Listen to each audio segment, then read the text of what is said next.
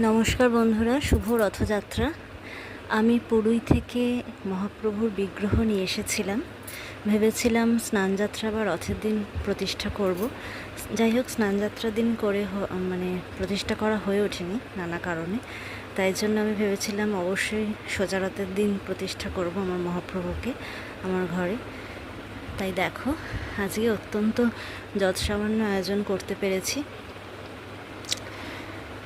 প্রভুকে এবং বলভদ্রজিউকে এবং মা সুভদ্রাকে নতুন পোশাক পরিয়েছি।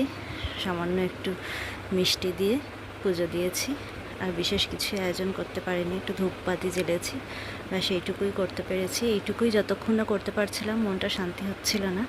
এখন খুব ভালো লাগছে। পুরী থেকে একটি শাঁখ কিনে এনেছিলাম, এটি আজকে প্রথম উদ্বোধন করে বাজালাম।